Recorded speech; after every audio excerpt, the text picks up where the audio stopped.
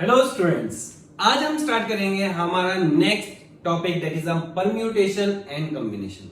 Student, आप लोगों ने ध्यान रखना है ये जो दो चैप्टर्स हैं ये इंटरकनेक्टिंग हैं। वो कौन कौन से? एक परम्यूटेशन कॉम्बिनेशन एंड प्रोबेबिलिटी, ये दोनों एक दूसरे में यूज होते हैं। जनरली प्रोबेबिलिटी से एक क्वेश्चन आना ही आना श्योर है, बट जेईई मेंस में लास्ट 2-3 इयर्स से परम्यूटेशन पे भी एक सेपरेट क्वेश्चन आने लग गया है। नाउ अगर आपका परम्यूटेशन कॉम्बिनेशन ठीक नहीं है तो प्रोबेबिलिटी और डिफिकल्ट हो जाता है। तो स्टार्ट करते हैं। तो परम्यूटेशन में सबसे पहले हम जनरल टॉपिक की बात करें, इससे जिससे डायरेक्ट फॉर्मूला बेस्ड क्वेश्चन आते हैं, बट उसके लिए अगर आप थोड़े बहुत फॉर्मूले याद रखें तो बहुत फायदा रहेगा। वो क्या है? जैसे कि एनसीआर है, तो एनसीआर को जब भी ओपन करना है आपने लाइक इस तरह n/r n-1 r-1 into n-2 cr-2 like इस वे में ओपन होता है। ओके, नाउ इसके अलावा NCR is equal to NC n-r, ये पता होना चाहिए। प्लस आप लोगों को एटलीस्ट 7 तक mean 7C0 7C1 goes to 7C7 same में 6 5 ये वैल्यूज याद होनी चाहिए। इससे आपकी स्पीड बहुत इंक्रीज हो जाएगी, क्योंकि ये काफी रेगुलर यूज होते हैं, चाहे वो प्रोबेबिलिटी में हो, चाहे वो बाइनोमियल में हो, चाहे वो परम्यूटेशन कॉम्बिनेशन। तो ये वैल्यूज आप जरूर याद कर लेना।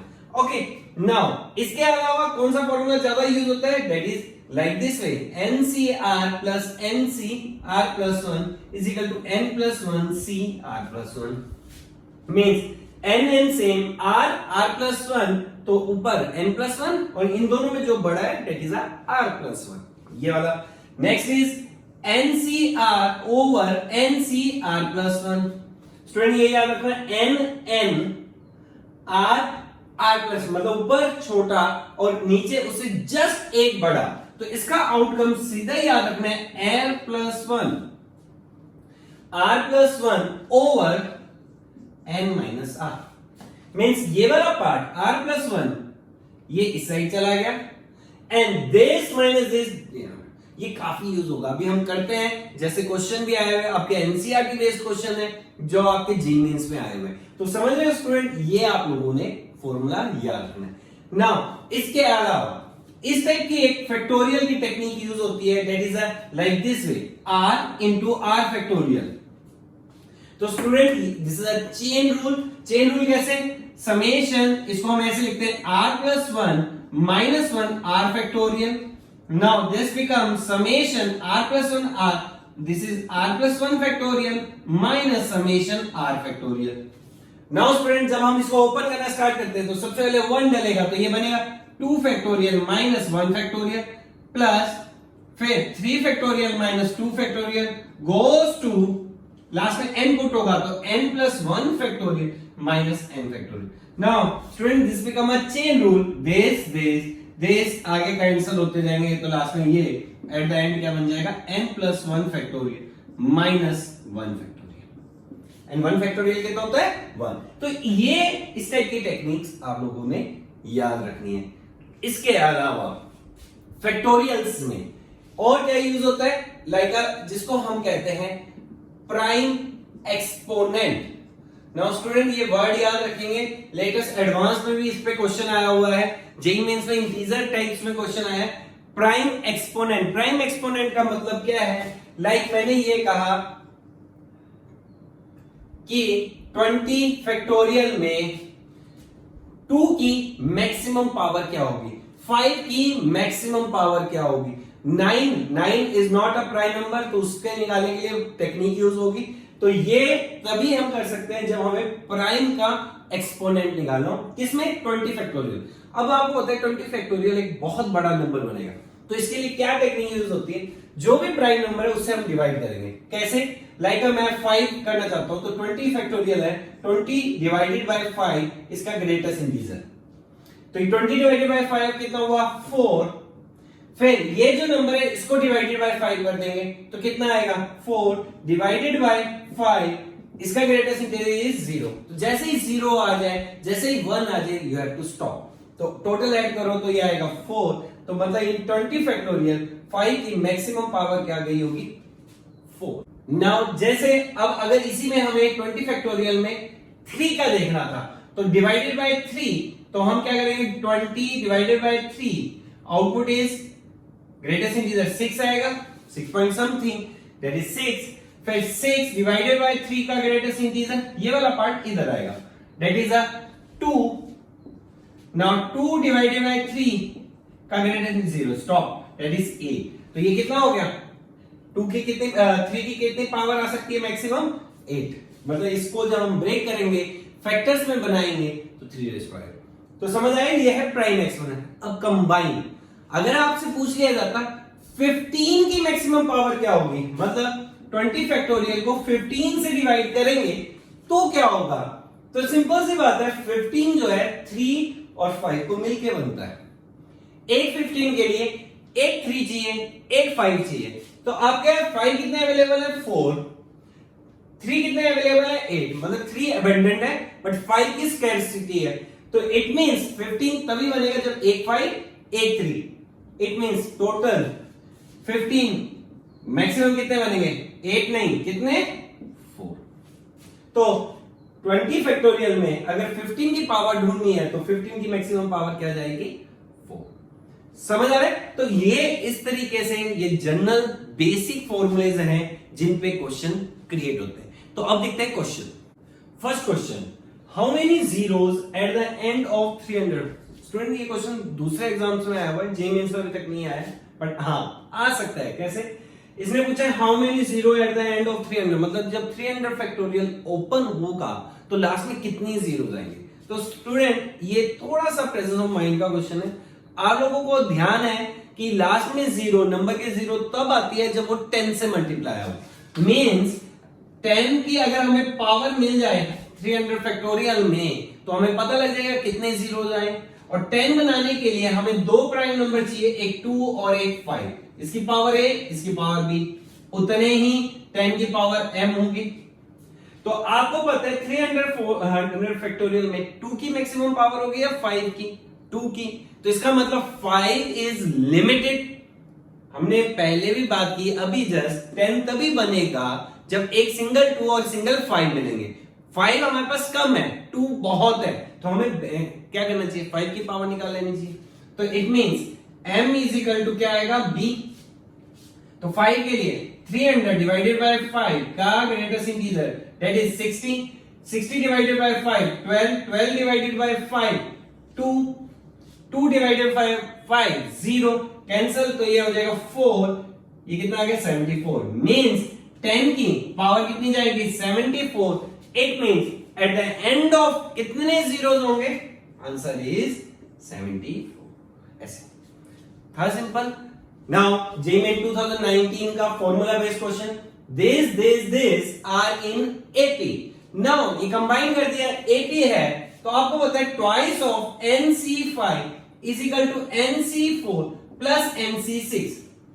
नाउ स्टूडेंट जनरली क्या होता है, स्टूडेंट क्या करते हैं, इसको पूरा ओपन करते हैं, इसको पूरा ओपन करते हैं, इसको ऐसे नहीं करना है। आप लोगों ने कैसे करना है, लाइक 2 इसको डिवाइड करते हैं NC4 over NC5 plus NC6 over NC5। Now student अभी मैंने फॉर्मूला करवाया था, वो क्या था, that is 5 over n-4 plus, अब ये उसका उल्टा है, ये उसका उल्टा है, तो ये वाली वैल्यू नीचे आ जाएगी, यहां आ जाएगा n-5 ओवर ये कितना आ जाएगा 6, ऐसे लिखिए, तो ये इक्वेशन आ गई। अब आप फास्टली वैल्यूज पुट करके फास्टली कर सकते हैं, जैसे कि 9 पुट करें, 9 करेंगे 5 5 1 4/6। नाउ ये 2 नहीं हो सकता, कैंसल। समझ आए स्टूडेंट, जरूरी नहीं होता हमेशा इक्वेशन को सॉल्व करो, ऑप्शन पुट करके भी कर सकते हैं। अब 10 ले लेते हैं, 10 करेंगे, नहीं बन नहीं रहा, सीधा ही 10 - 4 6, 5/6 आ गया। अच्छा नहीं बन भी सकता है 5/6, यहां पे 5/6, तो ये बना 10/6, नो हमें 2 चाहिए।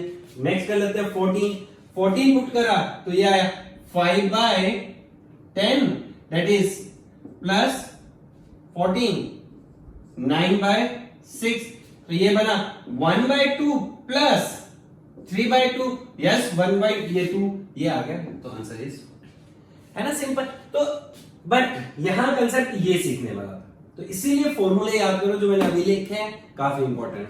अगेन फॉर्मूला बेस्ड 2019 फिर से क्वेश्चन क्या इस टाइप की इक्वेशन दे दी और k की वैल्यू है, तो स्टूडेंट आधे तो इसको घबरा जाएंगे, बट अगर आपको याद हो अभी हमने करा NCR प्लस NCR+1, तो यहां पे सिर्फ इसको सॉल्व करें तो ये बनेगा 20C I-1 ओवर ये बन जाएगा 21C I। हमने कहा था इन दोनों में जो बड़ा होगा वो नीचे आएगा, इनका एक ज्यादा। अब इसको हम सॉल्व कर लें तो ये बनेगा 20C I-1, इसको ब्रेक करें 21 over I into 20C I-1, ये तो कैंसिल हो गया। अब देखो स्टूडेंट तो क्वेश्चन बहुत इजी बन गया। वो कैसे? अब सिर्फ और सिर्फ हमें क्या लिखनी है, वैल्यूज लिखनी है। वो क्या, ये बन गया summation I start from 1 goes to 20 I by 21 का whole cube is equal to k by 21। That's it. अब ओपन कर देते हैं तो 1 by 21 का cube summation I cube that is I into I plus 1 over 2 का whole square over k by 21, तो 1 by 21 का होल क्यूब 21 ओवर 2 का whole square k by 21, 21 cancel हो गया, ये कितना हुआ 10 का होल स्क्वायर इज 100, तो आंसर इज अल्फा। समझ आया स्टूडेंट? मैंने जान के आपको सॉल्व करके, तो इस टाइप के क्वेश्चन आपके बनते हैं। नाउ अब jump to next topic that is related to permutation that is arrangement. Student जब भी हमें परमुटेशन करनी है तो आपके माइंड में ये होना चाहिए कि मुझे इन चीजों को अरेंज करना है। लाइक ऐसे कि आपके 3 स्टूडेंट्स हैं और 3 सीट्स हैं, तो 3 स्टूडेंट को 3 सीट पे बिठाने का तरीका 2 है, 3 सीट्स बना दो और फिर ये सोचो वो 3 जो स्टूडेंट है पहले सीट के लिए फाइट करें तो कितने 3, अगले 2, अगले 1, मतलब कितना हो गया 3 फैक्टोरियल। अब सेम ही चीज ऐसे भी आ सकते हैं, 3 स्टूडेंट है, सॉरी स्टूडेंट ज्यादा गलत है, 5 स्टूडेंट्स हैं बट सीटें 3 हैं, 5 स्टूडेंट सीटें 3, तो हम इसको ऐसे ही सोच सकते हैं ये 3 सीटें बनाएं तो 5 के 5 स्टूडेंट को यहां पे चांस मिलना चाहिए, तो 5 4 3, मतलब ये एक तरह का डायरेक्ट मेथड है परमुटेशन करने का। मींस सिचुएशन को समझो और फिर ये सोचो कि ये जो ऑब्जेक्ट हैं जो अरेंज होना चाहते हैं क्या वो सारे इस सीट के लिए पॉसिबल है या नहीं, फिर अगले के लिए पॉसिबल है या नहीं, अगले के लिए पॉसिबल है या नहीं, उसके अकॉर्डिंगली क्वेश्चन करो। जैसे कि अगर मैं इसी में रिस्ट्रिक्शन कर देता कि A B C D यहां 3 सीट्स हैं और मैंने कहा यहां पे A नहीं बैठना चाहिए, बाकी कहीं पे भी बैठ सकता है, तो इसका मतलब पहले सीट के लिए कौन कौन एलिजिबल है B C D, तो कितने एलिजिबल है 3, बैठेगा A की, बाकी कितने बचे A इसके लिए भी आ गया, तो अब एक जना बैठ गया, बाकी कितने बचे 3 जने, तो अगले के लिए 3, एक यहां बैठ गया, एक यहां बैठ गया, बचे कितने 2, तो टोटल केसेस कितने हो गए 18। समझ रहे हो? पॉइंट ये है आप लोगों ने लॉजिकली वे में सोचना है कि क्वेश्चन में क्या क्रिएट हुआ है, क्या कंडीशन लगी हुई है और वो उस कंडीशन के अकॉर्डिंगली सोचना है। पॉइंट समझ रहे? जैसे कि अब यह है फॉर्मूला बेस्ड कि n ऑब्जेक्ट है, जैसे यहां पे हमने बात की r सीट्स हैं, सीट्स भी हो सकते हैं, प्लेस भी हो सकता है, डिजिट भी हो सकते हैं, कुछ भी क्वेश्चन क्रिएट होकर आ सकता है। तो केस 1 जब आपके ऑब्जेक्ट और सीट बराबर हो, मतलब मैंने पहला क्वेश्चन लिया 3 बॉयज 3 सीट्स, तो कभी भी ऐसा हो तो सीधा हम करते हैं n फैक्टोरियल। सेम है में n ग्रेटर देन r, मतलब ऑब्जेक्ट ज्यादा है और सीटें कम, ये था हमारा डायरेक्ट मेथड, 5 पर्सन 3 सीट्स, तो इसको डायरेक्ट करने का है सिलेक्शन NCR, मतलब जितने ऑब्जेक्ट हैं सारे तो एक साथ नहीं बैठ सकते, 5 में से जैसे इसमें करें 5 में से 3 सिलेक्ट कर लिए इनटू 3 फैक्टोरियल, ऐसे भी कर सकते हैं 5 सीट। सेम है में ऑब्जेक्ट कम है सीटें ज्यादा है, तो अब हमें सीटें सिलेक्ट करनी पड़ेगी। क्लियर है? तो ये है जब हमारा एक स्ट्रेट लाइन हो। सेम ही चीज सर्कुलर भी आ सकती है, लाइक दिस, अगर ऐसा आ जाए तो क्या करना है, तो अगेन पहला केस, तो ये ध्यान रखना है n minus one factorial, n minus one, फिर NCR r minus second case के लिए एंड थर्ड के लिए। तो ये आप चार्ट बना के रखेंगे तो आपको काफी इजी होगा। तो ये है परमुटेशन विद कंडीशनल, ये हमने कंडीशन से यूज कर ली। तो अब देखते हैं इस पे क्वेश्चन कैसे आते हैं और आपको कैसे कैसे अप्रोच बनानी है। जेईई मेन 2019 का क्वेश्चन, स्टूडेंट क्वेश्चन को आराम से पढ़ना, मैं ये आपको बोल रहा हूं, ये आपको इजी लगेंगे क्वेश्चन अगर थोड़ा सा आपने कंसेप्ट क्लियर रखा। क्या पूछा, नंबर ऑफ 4 डिजिट, 4 डिजिट का नंबर बनाना है जो ग्रेटर देन होना चाहिए 4321 से, मतलब 4 डिजिट नंबर जो 4321 से बड़ा होना चाहिए। मींस पहला point, it is a conditional permutation. और हमें कौन कौन से डिजिट यूज करनी है, ये एंड रिपीटेशन अलाउ। तो सबसे पहले स्टूडेंट आप 4 डिजिट बना लो। इसमें पहला पॉइंट सोचो, अगर मैं यहां 4 फिक्स कर दूं तो 321 से बड़ा चाहिए। अगर यहां 3 ना आके 4 आ जाए, 5 आ जाए, तो वो नंबर ऑटोमेटिकली बड़ा हो जाएगा। तो यहां पे कौन कौन से डिजिट हम सोच रहे हैं, या तो 5 आ जाए या 4 आ जाए, ये दोनों डिजिट एलिजिबल है। मींस कितने नंबर यहां पे आ सकते हैं, 2 नंबर आ सकते हैं। ओके, रिपीटेशन अलाउड है तो इजी हो गया और कि आगे कम नहीं होंगे। अब यहां अगर 5 और 4 आ गया तो सेकंड और फर्स्ट, मतलब यूनिट डिजिट और 10 डिजिट में कुछ भी आए कोई फर्क नहीं पड़ेगा। मींस यहां पे कितने नंबर आ सकते हैं, 6 और 6, ये टोटल 6 है, तो ये बन गया, तो दैट इज 72। और क्या केस हो सकता है, यहां पे 4 आ जाए, यहां पे 3 आ जाए, नंबर इससे बड़ा करना है 21 से, तो 21 से बड़ा करना है तो 22 भी हो सकता है। ठीक है, तो हम 1 बाय 1, यहां पे 2 की जगह 3 आ जाए, 4 आ जाए, 5 आ जाए, तब भी बड़ा आएगा। मींस 4 3 3 5 4 4 0, तो इसका मतलब यहां 2, तो हमें ये 2 डिजिट, इसमें कौन कौन सा आ सकते हैं, 2 से बड़े, 2 से बड़े 3 4 5, मतलब कितने डिजिट आ सकते हैं, 3 आ सकते हैं। यहां पे कुछ भी आ सकते हैं, 6, तो कितने आ गए, 18। ठीक है, नाउ और क्या हो सकता था, 4 यहां पे आ गया, 3 यहां पे आ गया, 2 यहां पे आ गया। अब यहां पे 1 से बड़े वाले नंबर आए तब भी ग्रेटर होगा, वो कौन कौन से होंगे, 2 3 4 5, कितने हो गए, 4, दैट इज 4। समझ आ रही है।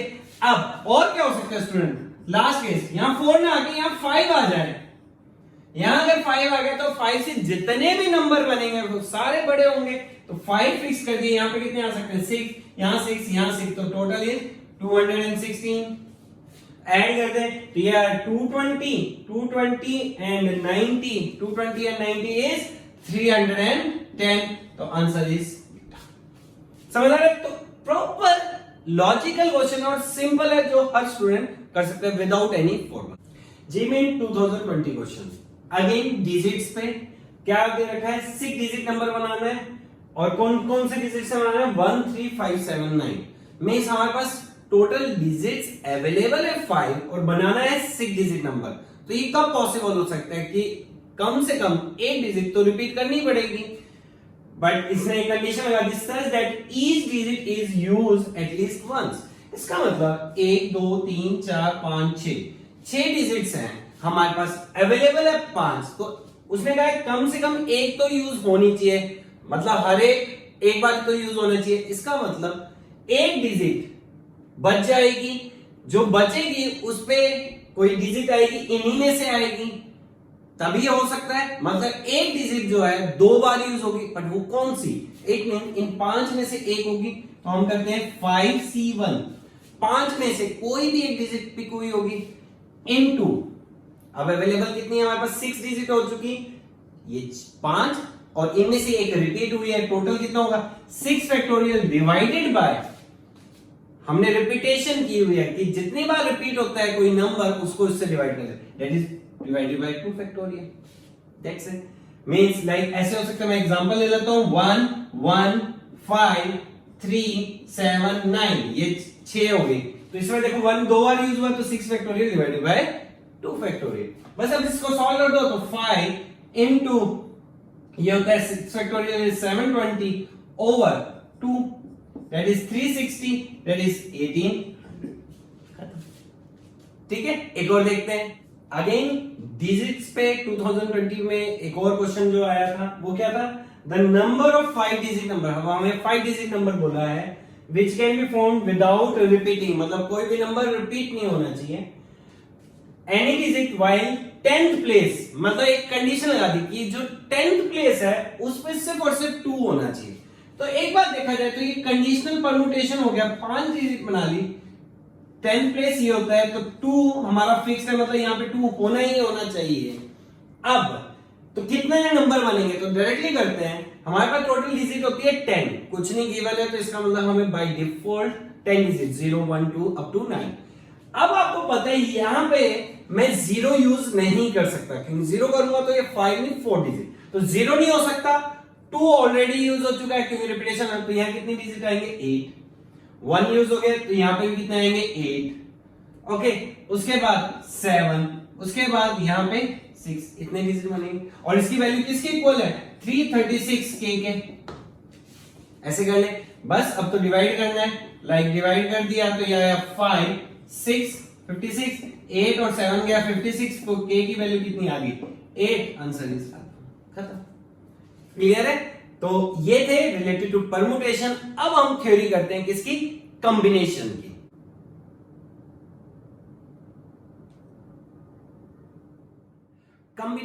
कॉम्बिनेशन का क्या मीनिंग होता है स्टूडेंट, सिलेक्शन मतलब आपके पास कुछ ऑब्जेक्ट्स दिए गए हैं और उनमें से आपने कंबाइन करना है। फॉर एग्जांपल लाइक मैंने कहा ए बी सी, 3 ऑब्जेक्ट है, 3 पर्सन है, 3 बॉक्स है, कुछ भी हो सकता है, तो हमें इनमें से 2 कंबाइन करने हैं। कंबाइन करना भी बोल सकते हैं, इसको इस तरह से हो सकते हैं, जब हम 2 सिलेक्ट करेंगे तभी कंबाइन करेंगे, तो इसमें हम डायरेक्टली फॉर्मूला यूज कर देते हैं, दैट इज एनसीआर का।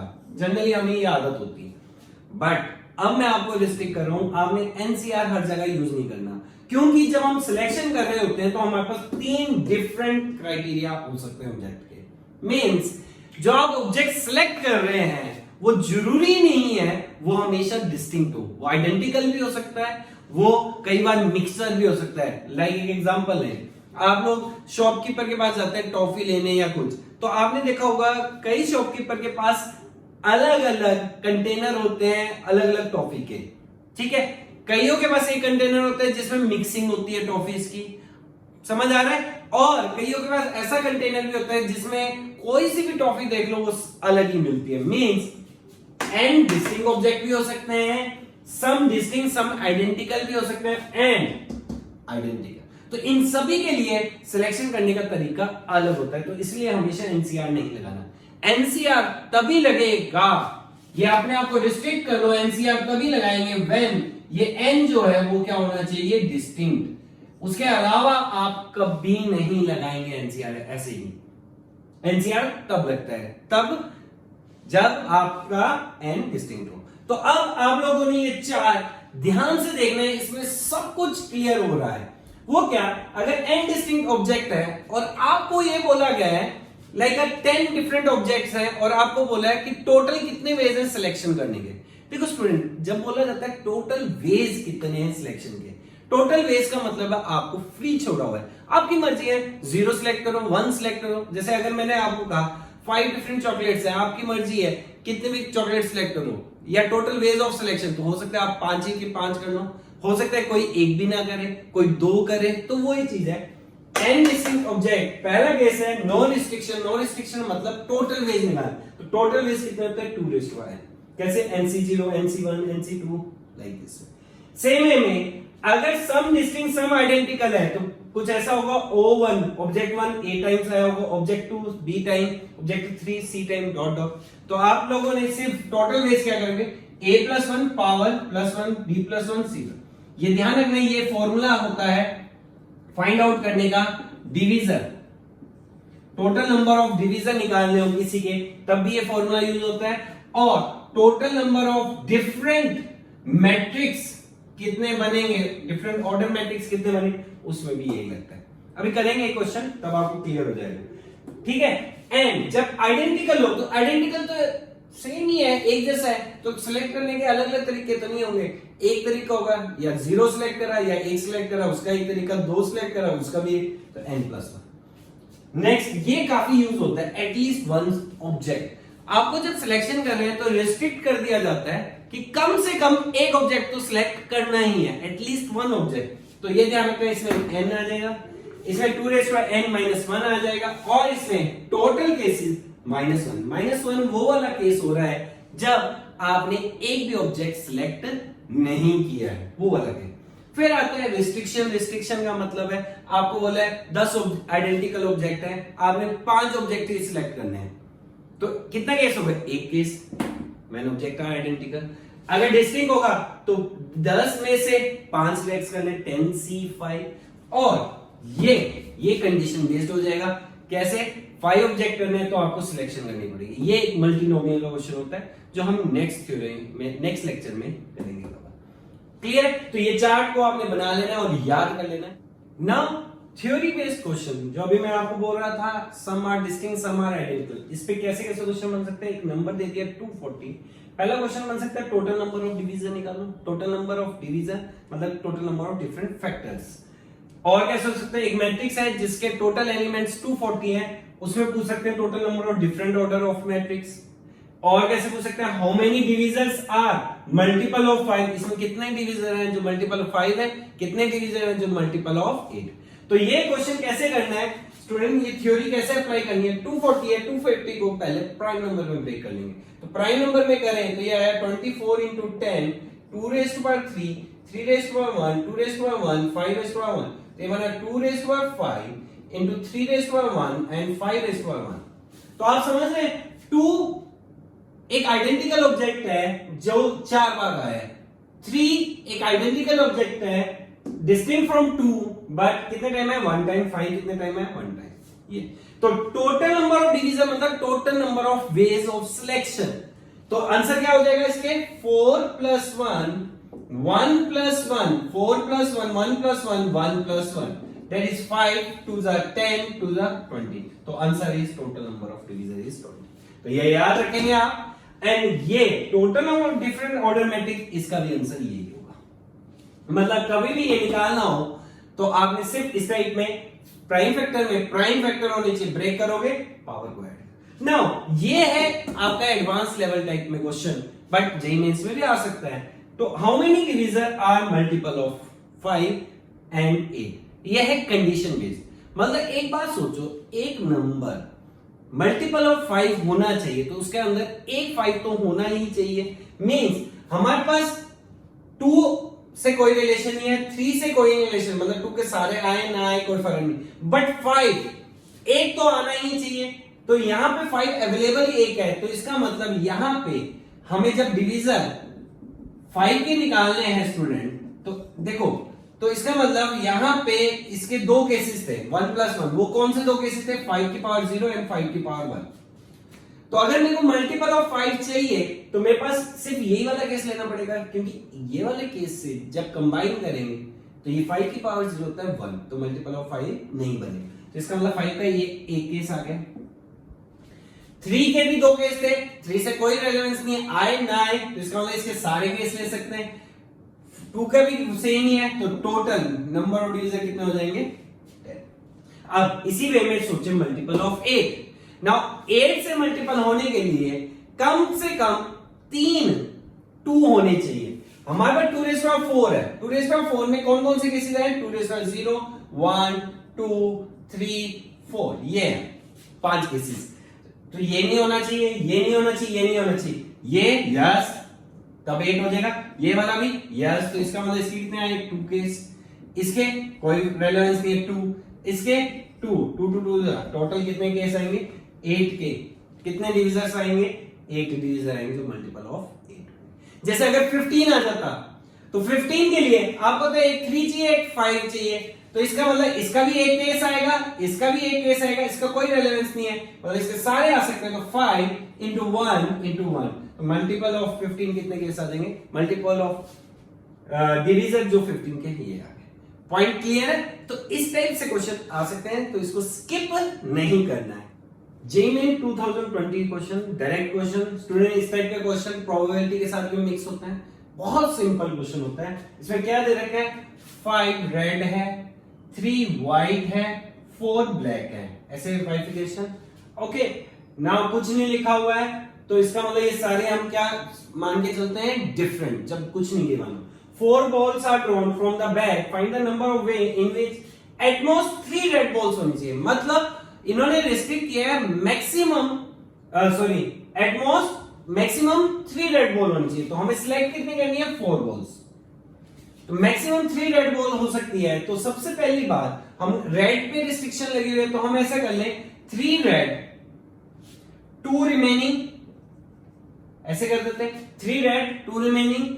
उसके बाद 2 रेड, बाकी कितने बचे, 3 रिमेनिंग। ओके सॉरी, यहां पे बोला गया था 4, तो यहां पे आएगा 1 रिमेनिंग, यहां आएगा 2 रिमेनिंग, 1 रेड 3 रिमेनिंग, और last one is 0 red 4 remaining. ऐसे क्योंकि व्हाइट और ब्लैक पे कोई कंडीशन नहीं है, बस अब नॉर्मल सिलेक्शन करनी है। 3 रेड 5 है तो 5C3 इंटू 1, टोटल कितने हैं ये 7, 7C1, 5C2 7C2, 5C1 7C3 and 5C0 into 7C4। अब याद है मैंने आप लोगों को आता है ये याद कर लो, तो ये आ जाएगा 10 7 जा कितना हो गया 70, 10 ये कितना होता है 21, 210। समझ आ रहा है स्टूडेंट? नाउ 7C3 35, 35 5 जा कितना हो जाता है ये 5, 35 5 जा 175, नहीं 175 नहीं 185। ओके ये हो गया। अब 5 7C4 35, बस इसको ऐड कर लो तो कर सकते हैं हम लोग। ये आई थिंक आप लोगों को ये 175 भी था 170, तो ये ऐड करके आंसर आ जाएगा। तो समझ रहे स्टूडेंट, ये simple direct formula based question. देखिए अब और कैसे है 2019 क्वेश्चन अगेन स्टूडेंट, इसमें क्या कहा, हमें 10 ऑब्जेक्ट सिलेक्ट करने हैं, कितने में से 31 ऑब्जेक्ट। अब 31 का बाइफिकेशन दे दिया, 10 आइडेंटिकल है एंड रिमेनिंग आर डिस्टिंक्ट। मतलब 31 है हमारे पास जिसमें 10 तो आइडेंटिकल है और 21 क्या है, डिस्टिंक्ट है। ओके आपको टोटल 10 ऑब्जेक्ट सिलेक्ट करने हैं। बहुत आराम से सोचो, अगर 10 ऑब्जेक्ट सोचे हैं तो आपके पास 2 कैटेगरी है, आइडेंटिकल डिस्टिंक्ट।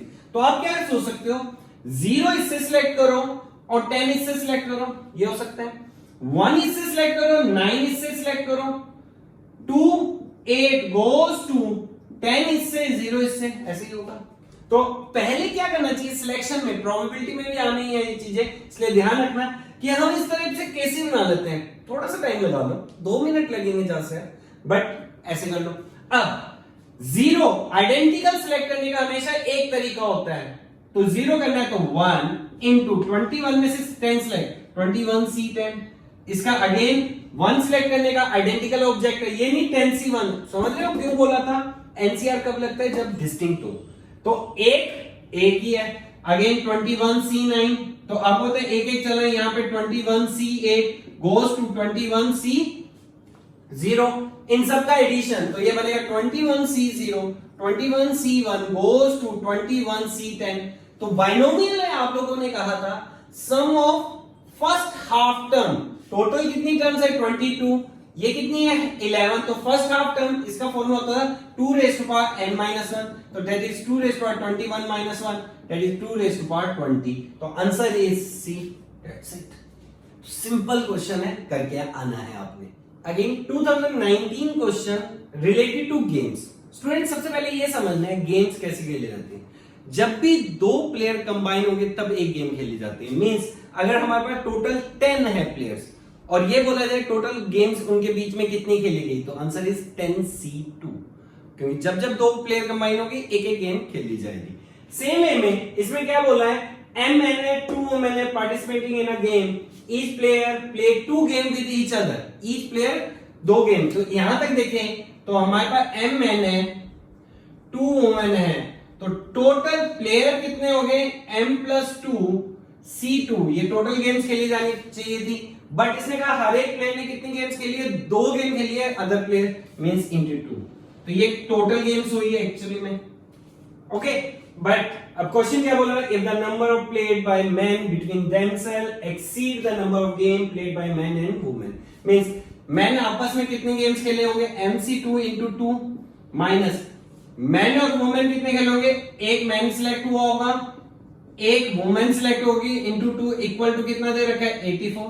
बस जस्ट इसको सॉल्व करना है। ये प्रोबेबिलिटी में बन सकता है कि find the probability this divided by total games, तो बस सॉल्व कर लेते हैं। तो ये बनेगा m minus 1 into 2 over 2 m to 2 equal to 84। इसको सॉल्व कर दें तो ये बनेगा m square minus m minus 4m equal to 84। तो ये बन गया m square minus 5m minus 84 equal to 0। तो m की वैल्यू 12, m की वैल्यू माइनस 7 हो नहीं सकती, तो answer is 12, answer is B. तो स्टूडेंट इस टाइप के क्वेश्चन जरूर याद करने हैं, मतलब याद क्या करने हैं, इस टाइप के सॉल्व जरूर करने हैं, क्योंकि ये प्रोबेबिलिटी में भी एज इट इज क्वेश्चन आ सकते हैं। क्लियर है? तो ये हमने परम्यूटेशन का फर्स्ट पार्ट करा, परम्यूटेशन हमने। नेक्स्ट पार्ट में ज्योमेट्रिकल डिवीजन वो पार्ट करेंगे and then probability. Okay, thank you.